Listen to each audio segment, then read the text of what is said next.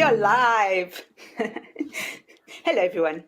We are live today, and today's a very, very auspicious day, okay? All right, we spoke about September being auspicious because it was Dino's birthday and my anniversary, right? Auspicious. But October is also auspicious because October is my birthday, which was yesterday. Oh, happy birthday. Well, thank you. Thank you, Dino. Yeah. But today's an even more special day. It's our anniversary. Dino and I have been doing this podcast for a year today. So that's very auspicious. Is it today? How is that, right? Wow. Happy anniversary, Dino. Yeah, happy anniversary. Wow, a year, huh? A year, right? Time flies. When you're having fun? Yeah. Exactly. So now if you go back, I've created a playlist with all our shows. And if you go back, you can follow Dino's beautiful journey, and you'll see how much, like, I'm putting you on the spot, Dino, sorry. You will see how he's changed and how he's evolved, but like he's just blooming and blossoming. I'm speaking to you in the third person. Okay. Gotcha. On that note, because of all this, I've decided today is a very good day to speak about new beginnings.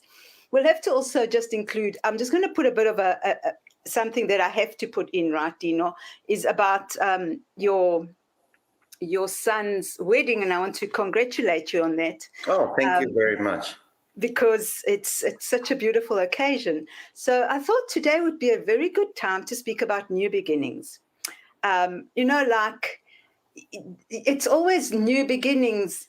Things evolve and change. And even after a year of doing this podcast, you can see how much we've evolved as well as a show and as a podcast. And even though we've always done, we do like improv.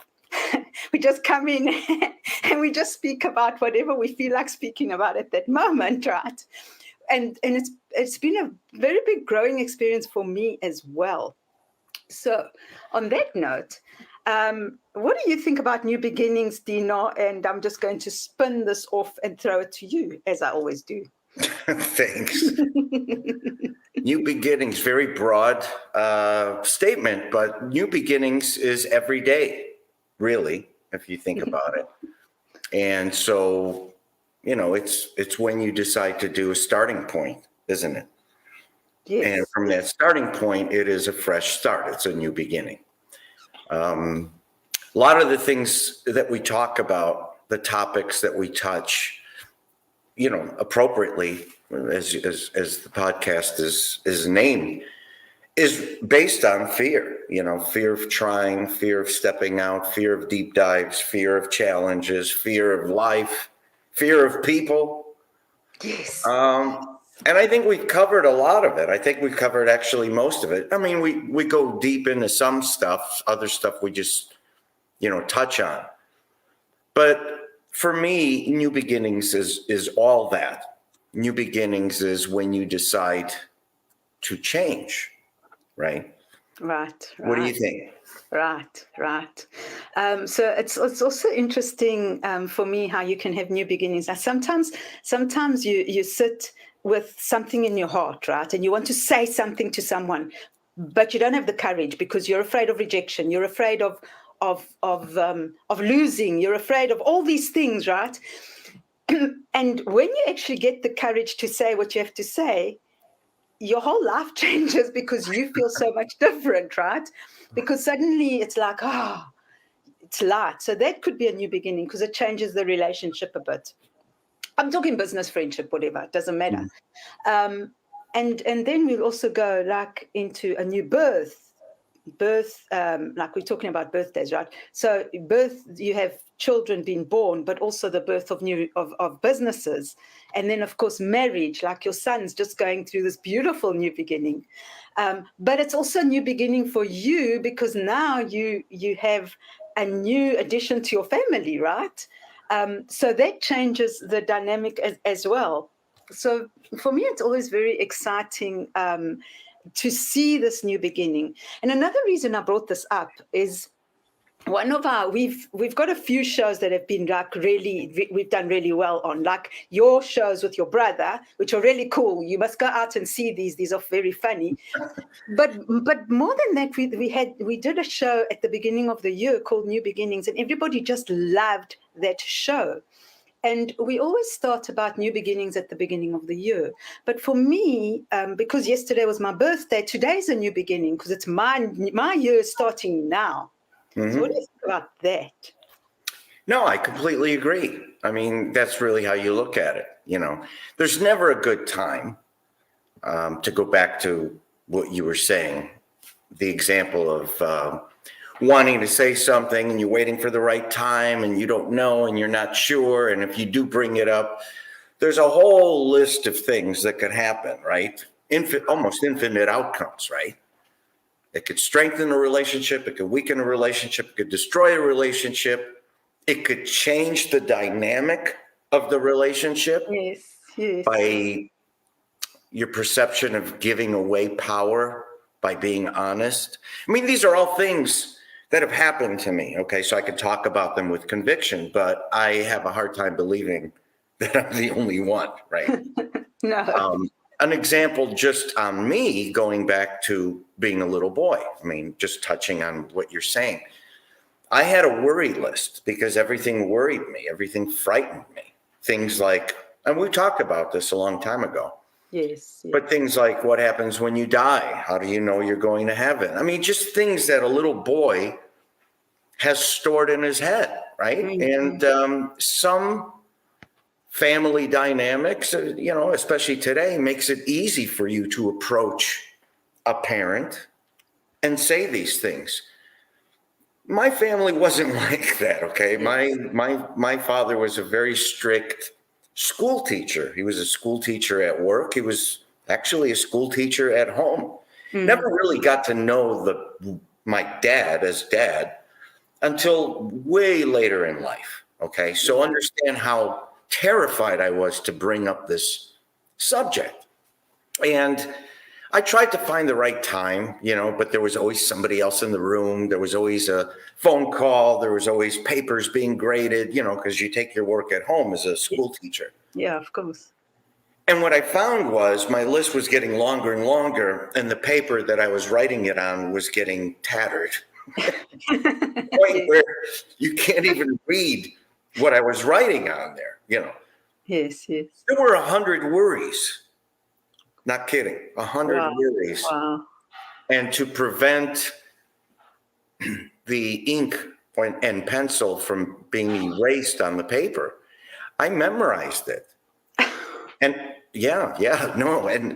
and I would go through sometimes several times in a day where I would just excuse myself from playing with my friends and just go to my bedroom or even go to the bathroom and lock the door. And I'd be like, okay, worry number 1, what happens if I go to hell? Worry number 2, is God watching me? Worry number 3, you know, I mean, I remembered them all. Okay, this is, I don't know if it's normal, but this was me. And what I found was after 1 or 2 years of doing this exhausting process, I never asked. Just one day, those worries were not as important to me. Never asked, you know? So I guess what I'm getting at is what you feel is life-threatening, critical, urgent, important today may not be the same way you look at it tomorrow. Yes. And yeah, it's nice to have Tourette's and blurt out every question you could possibly think of, but to what end? I mean, are you doing it for you, or are you, I mean, that's really the thing. I mean, what is this based on? And things kind of unravel, they unfold themselves. My son's wedding, perfect example. And I'm not going to glorify, I mean, I'm not going to talk about personal stuff in the wedding, but for me, I mean, this is his day. This is my daughter-in-law's day. Yes. That's why we were all there. But understand the dynamic. The dynamic is my son is a product of, my ex-wife. 25, 27 years ago was the last time that I really had interaction with her family. Whoa. So, what I was then and all the things over the course of 25, 27 years that have happened to me, that a lot of them have been publicly explained. Now I'm going into this lion's den, so to speak, and I have to say a speech. Yes. Could be terrifying. Yes. Right? And again, keep in mind, I'm not trying to be vain, but I'm trying to just explain a feeling that is as recent as last week. Okay. Mm-hmm. And so instead of worrying about it, how are they going to act? How are they going to receive me? Because it could have gone a million different ways. And I had to be a big boy and be prepared for all of the ways. Yes. Not everybody's going to forgive you. Yes, of course. And that's okay. That's okay. So I walk in and it's a tough crowd. Okay. By any stretch of the imagination, if you're doing speaking, this would be described as a tough crowd, right? They didn't call you. I mean, they're not on your fan list. Let's put it that way, right? Yeah, I'm sure. Yes. They're unknowns. They're unknowns. But I went up and I thought about, why am I doing this speech? Am I doing it for me to win over people, influence people, win friends, influence people? Or am I doing it to truly bless this beautiful new couple? Obviously, the answer is the second one. Yeah. So I went up there unrehearsed, unscripted, and just spoke from the heart. I did I didn't know what I was going to say, but there was an awkward cough in the audience, and I just took that cue and I decided to twist it around and make a little joke, just kind of break the ice and everything. And it was thankfully well received. Am I great for doing? That's not what I'm talking about. I'm just saying that I did the uncomfortable thing, which is something I've done many, many, many times in my life. And you know what? Whatever the outcome was, I'm still here and I'm still okay. And what I thought was critical and urgent and life-threatening at that moment was just a blip on a screen when you compare it to your life. So new beginnings happen all the time. Yes, I love that. And that's changed everything as well, I'm sure, for you. Because you could have said, oh, I'm not doing this, but I'm running away. I mean, you wouldn't have, but I'm just saying that was an option. But you didn't do it. You had the courage to do it, and it must have been really hard. It must have been hard to get up in this. I mean, surely everybody was daggers with you, right? You had daggers coming out from everywhere. Well, look. First of all, this ain't my first rodeo with speaking, so thank God for that, right? It wasn't the daggers like I hate you. It was, who am I to give them marital advice? Okay? Oh, yes. And you think about it on its face. Here's a guy that's got 3 strikes to his name. I talk about it all the time. It's okay. I can say that. Yeah. Most people, I mean, just, you don't have to be a rocket scientist, but most people would see that and say, well, wait a minute. Who are you to give these kids advice? And they might be right. So, like you had mentioned, I don't know, several podcasts ago, I mean, I addressed the thick, heavy elephant in the room and the tension behind it that you can literally cut with a knife and thread the needle. I mean, it wasn't my day. I'm not there to sell a book. I'm not there to teach people the principles of success. I'm there for my son and my new daughter. Yes. So, all things considered, I had to do what I had to do, regardless of the outcome. That's breaking fear in itself. You stand in front of a crowded room for anything is kind of nerve-wracking to some people who haven't practiced that. But then what to say and how to quote unquote, thread that needle, right? You're not trying to win friends. You're just trying to break the tension. Yes. And just basically say, whatever you think of me then or now is irrelevant. Yes. Yes. Okay. Yes. It's irrelevant. This is my life to live.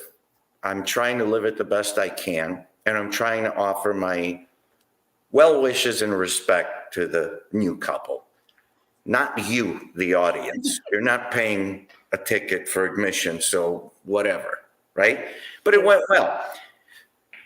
And reconnected with a lot of old ex-in-laws. And actually, when I'm going to Chicago, I'm going to hang out with some of them. So, would I have thought this 25 years ago? Absolutely not. But how things change to where something that was just so daunting back then is nothing now. I mean, we all mature, we grow up, we get wisdom, we move on. Yes. And that's important. That's important.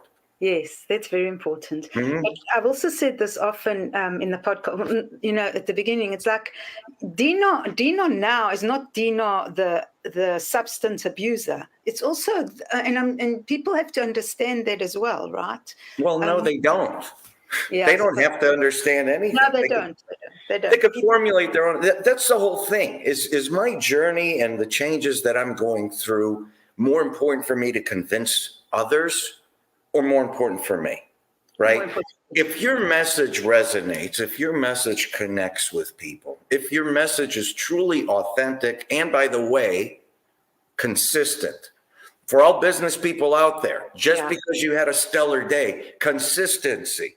But anyway, this isn't one of those classes. I'm doing it for me. And so if you're doing all the right things and it's truly authentic, people are going to start following you. Yes, we've seen that. But for me to come to you and say, Carina, 25 years ago, I was this, and this, and you have to understand, I'm not that way anymore. I'm this, and I do this, and I do that, and every morning I do this. What am I doing? No, that's not what I meant. Positioning your friendship. Yes. I'm trying to win your trust instead of earn your trust. Big difference. Yes. Well, yes, of course. But what I'm saying, I didn't mean it that way. I'm sorry. I meant like you can see it. You can see the different Dino. You can see. I mean, people can feel it and they can see it. That's what I meant. I didn't mean you don't go and convince people of anything. For me, I always think that if someone has to come up to me and say, you know what, Carina, I'm honest. I'm saying like, why do you have to tell me that? Yeah. Why? And then you start thinking about it. Well, that's a red flag for me. Yes, exactly. I'm sorry, but I'm just going to say what's on my mind. But that's a red flag. If I have to tell you, hey, you know what? You've never met a more honest person than me. Why do I mean, okay, all right, but I won't say anything. Some actions don't require a response. Yes. And you just watch. You don't judge, but you watch. They'll be judged on their own actions. Yes. Right? All the more reason why to be cautious when you enter into anything. All the more reason why when you just go on social and you decide to pop out of thin air and say, hey, I'm here. There's not going to be thousands of people rushing just because you're there. They want to see what you're all about. They want to see if you're authentic. They want to see if you're consistent. They want to see if you have bad days. And what you do with them is more important than just the bad day itself. Yes. Right? Yes. So if we're talking about a year, and keep in mind, there's a long storied history of stuff that I've gone through, ups and downs, but let's just take the snippet of a year and then you could maybe share as well. Here's a guy who just wrote a book. That's how we met. Yes. I started promoting my book through a third-party PR company that I had hired. So I really didn't have a direct relationship with you or anybody else that was interested in my book. It was just this time, here's a podcast, here's the link, boom, that's it, right? Yeah. And I come on there green, and I'm thinking to myself, I have so much information in my head, right? And I could go so many different ways. I could spend a lifetime talking about business. I can also spend a lifetime talking about depression and recovery and addiction. And, what do I pick? What do I choose? Do I plug my book? Does it seem cheesy to plug my book? I mean, all these things are going through my head. Oh, yeah. And what's a podcast? That was also going through my head. So, I mean, the day we were scheduled to do our podcast, I was asking questions like, is this live? Who is this lady? Break fear, find free. I mean, what is she going to ask me? And I remember running to Best Buy and, saying, I need, what's it called? It's an interview thing. It's for, the radio, but it's not radio. They're like, podcast? I'm like, yes. I'm like, I need whatever you have for a podcast. They're like, well, you need a mic, but this one picks up sound from this and you could do this. And just like, right. Oh man. I mean, and then you need a microphone, you need headphones. I'm like, but I don't like headphones. I got big ears, I don't want them bigger. So they give me these big clunky headphones that just saddled me down. If you could see, I'm just like one of those cats that doesn't want to get moved. So that first podcast for me was it was new. It was uncomfortable and slightly terrifying. All wonderful emotions, right? So I don't know how it went. I thought I was dry. I probably was. Who cares? But, we got to know each other, and you allowed me an hour's worth of time to, tell my story. And then you invited me back, and then we started having a better time. That's not what I'm talking about. What I'm talking about is if you follow us from the beginning, somewhere 3-4 months into our relationship, I just had this freak out. So guys, this is recent. This is within a year. And this is just proof positive that life happens. Okay. Life is fluid. Life changes. But the more ammo you have, you know how to cope with different situations. Yes. Well, again, this is my first book, first promotion, still in isolation. I enjoy podcasts, but you know me, I enjoy face-to-face interaction, but nobody wanted to interact. This wasn't 25 years ago where people were rushing to me with cameras and film crew and there was nobody. You open up your front door, hey, it's me. Crickets. They don't care, And life got, for me, just suddenly boring because, you don't know what to do. When you retire, supposedly, and you haven't figured out your purpose yet, and the book hasn't yet connected with people, right, at that time, to give me the feedback. Yes. It was a brand new experience, right? And so slower than I thought, probably the slowest business startup I've ever been involved in 40 years, just to put it bluntly. And I expected that immediate gratification, which I wasn't getting.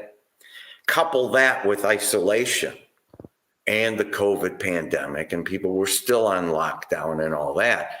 It just drove me crazy. It drove me insane. I mean, I just got really depressed and anxious, and I didn't know why.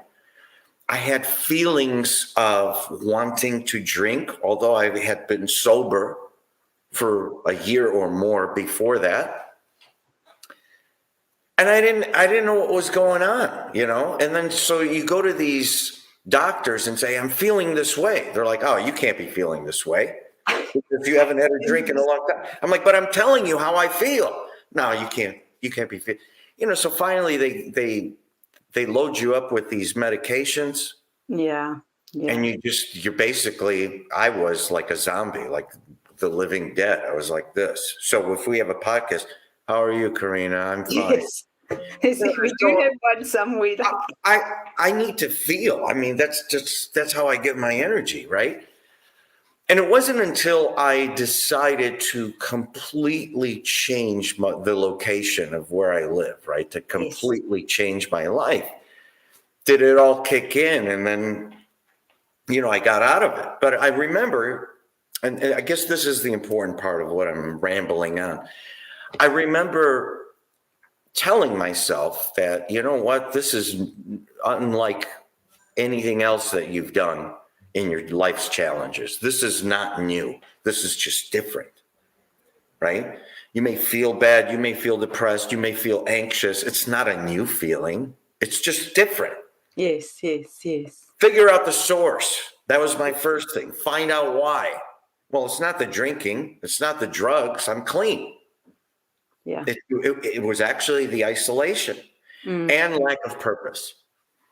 Yes. And when I moved, it was the last session I had with a counselor, because I did go for counseling. They're like, well, you should go. It'll help you. Anything to help me, I'm down for it, right?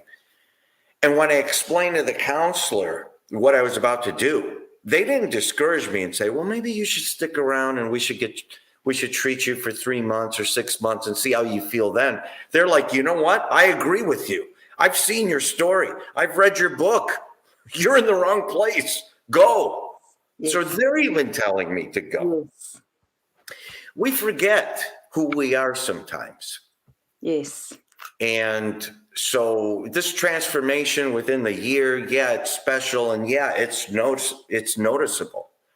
But what I want to make clear is it's not unlike any of the other transformations that you guys don't know about, or that may not even be in the book. There's a lot of them in the book, but there's a lot that aren't. There's a lot that's going to be in the second book, and still there's more, right? So this happens all the time. It's just, I think for a lot of us, we forget who we are. And when you find yourself, when you just kind of keep reconnecting with yourself, you change, you evolve, right? Now, am I going to never have an anxious or depressed bout ever again? Ever? No. Of course, I'm going to be sad. I'm going to be depressed. I'm going to be anxious. I'm going to go through emotions, all of them. But again, it's understanding that you can cope with these things, and the recovery period gets faster and faster and faster. It doesn't take as long, because you pick up skills along the way in each stage of your life. Yes. Right? Yes. How about you? Yes. Because when I met you, I'm going to put you on the spot. When I met you, yes, you were doing your podcast. You were writing a book that was never finished, right? And I think through our relationship, and we kind of evolved together, all of a sudden, boom, now you're a published author, aren't you? I am. Yeah. But of course, I have to thank you for that, because you kept saying to me, how's your book? And eventually I was getting embarrassed, because it's like, I haven't finished it. So when you put me in the spot and said, are you going to publish or not? So I thought, well, and you spoke about this last week as well. I think it was last week or the week before, about, when you're writing, and sometimes you have writer's block, and sometimes you want to press delete. Yeah. But you keep yourself, and for me, that was the thing. I had a choice. I could either press publish or I could press delete. And I was so tempted to press delete. So thank you for that. Yeah. If you hadn't poked me and pushed me, I wouldn't have published it. I would have still stalled it and been afraid to publish it. Well, there's something comfortable about being on the fence for a lot of us. And that includes sales too. You sit on the fence and you savor that potential gratification. Yes. For me, it was, well, I'm working on this deal, and if I close it, it's got X amount of commission. And then you get the praise and the high fives from all your friends that are working in your group. You get the praise from your manager or, associate or whatever. And that's it hasn't happened yet, but you're savoring the potential moment. Always in the back of your mind, thinking to yourself, I hope I close it. I hope it happens. What if it doesn't happen? I'm not going to say that right now. Right now, I'm a rock star because everybody loves me. Oh, that guy's closing this huge deal. Oh my God, you're a god. It's the sales. You hear that kind of stuff, right? Kind of probably the same way with a book. Well, I'm going to publish it. I am writing it. It's ready to be published. I'm just fixing up a few things. It's in the editorial stage. I'm editing. All those are implying that it will happen.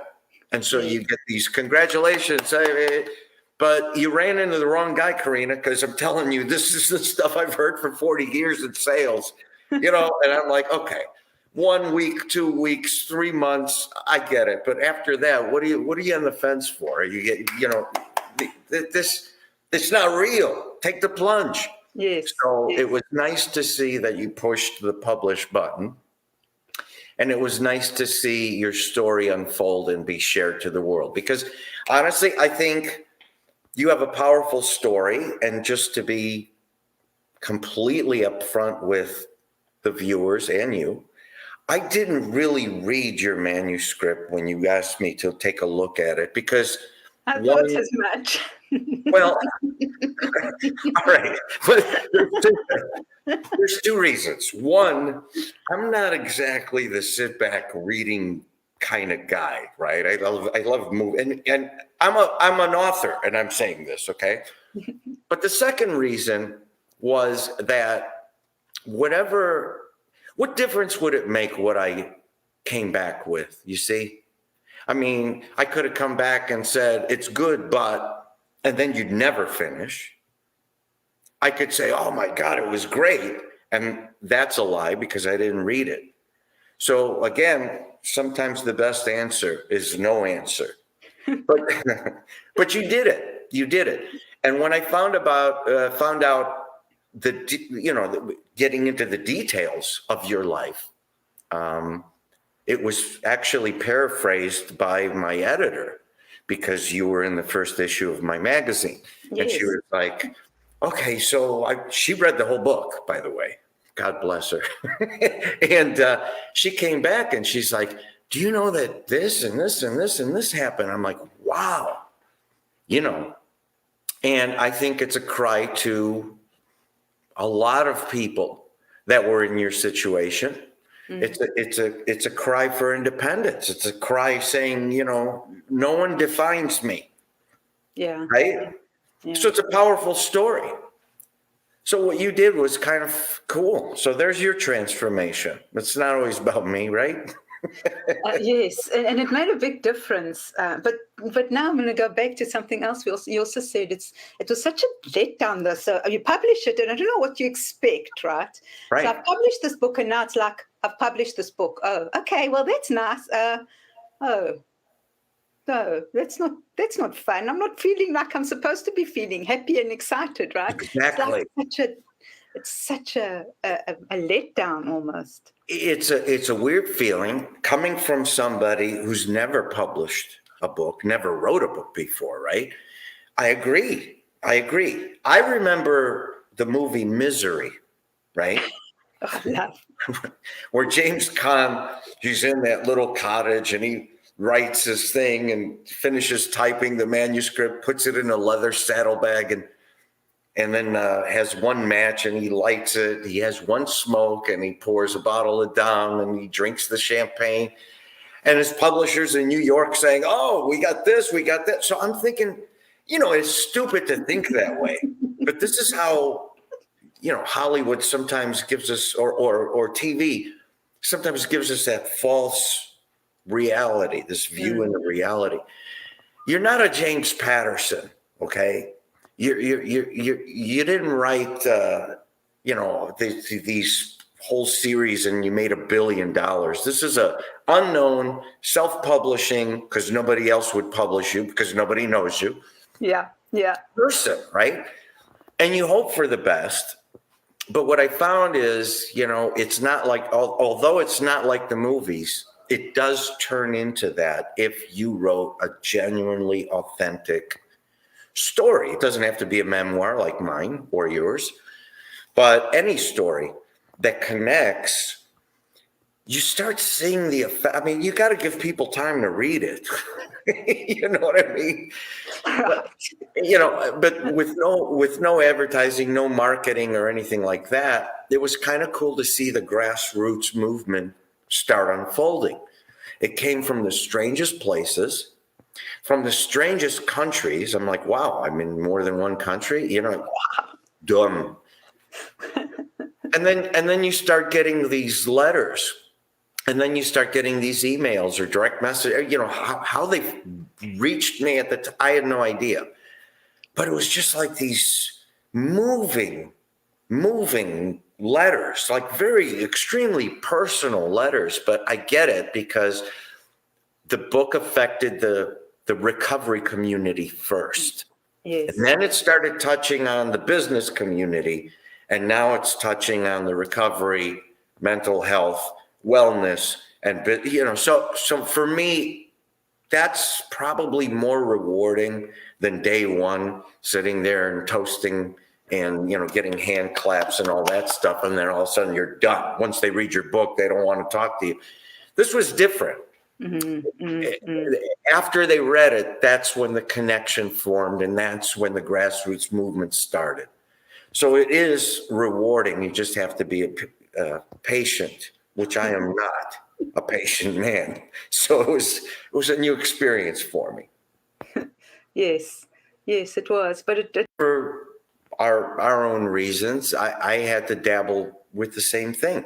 25 years ago, there were cameras in my face and people writing about me. And this was before TikTok, and this was before everybody lifted their phone up to take a video clip of you at a gas station, right? But trust me, I would go and get gas and people would run, hey, I just saw you on WGN. I just saw you on Channel 7.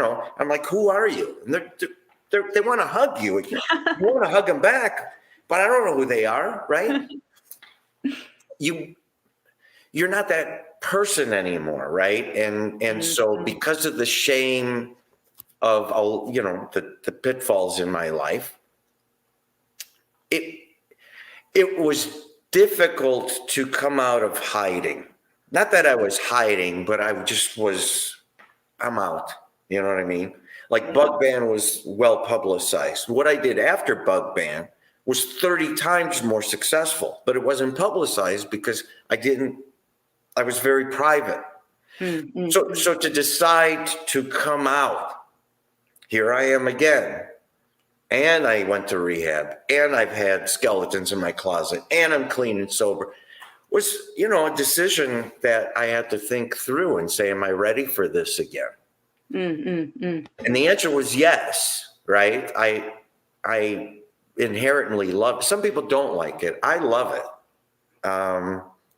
Don't believe the hype if I tell you, well, I hate it. No, the truth is I love it. It's just I need to be prepared for it. I need to be grounded, and I can't believe all the hype anymore, right? I'm doing this for different reasons now. I want to help others. That gives me the high that I'm looking for. Before it was just, did you see me on page 6? Did you see me? It's different, but I was a kid. I mean, it was a long time ago, right? Yeah, you grow up and things, your priorities change as well. Sure do. Yeah. Yes. But it's also good. It's also good with writing the book as well. For me, you realize how much you've changed and grown from that person.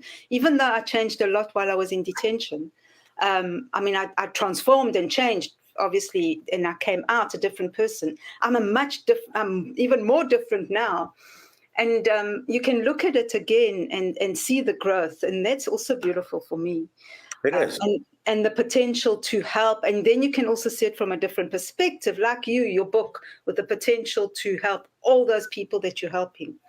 That is powerful.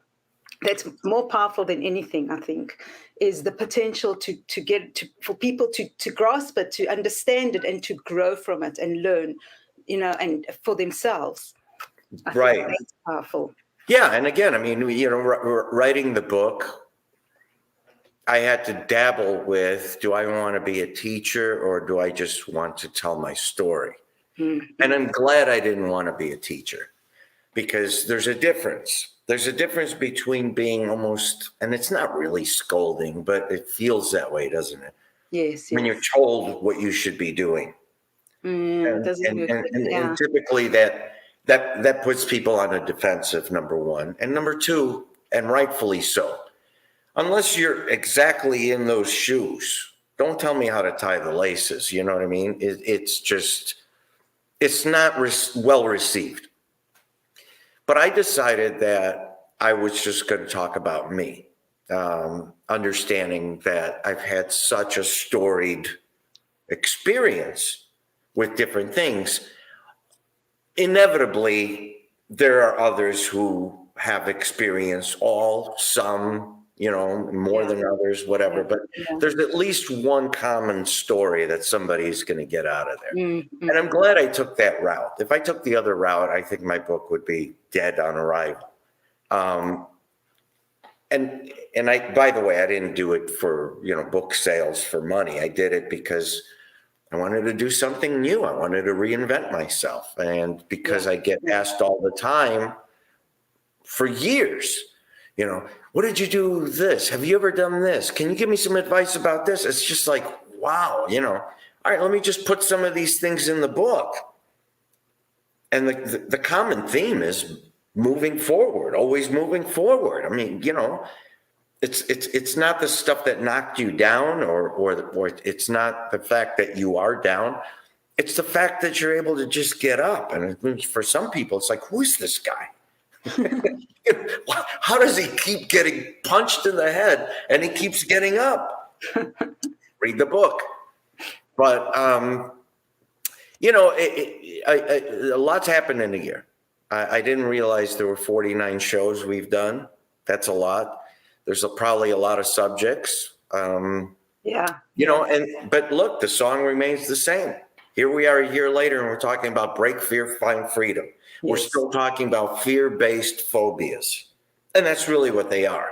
Yeah. And some of them come to you really, really hard, like a punch in the face. And some of them are subtle and they work on you. And the ones that stew in your mind and grow and fester, those are actually worse than the punch in the face, by the way. They are. For me. For me. But regardless, it's nice to have an outlet to talk about these things. And it's nice to have a library where people can literally go and choose a topic. And almost always we look different, feel different. Sometimes we're smiling. Sometimes we're deep. Sometimes we're short. Sometimes, it's all a wide range of emotions. Yes. And I like that. Yes. Yeah. Yes. Sometimes we're laughing hysterically, like you on the Pig podcast. You're laughing so much you couldn't stop laughing. Yeah. And that's so much fun as well. And I think there's one podcast that we didn't,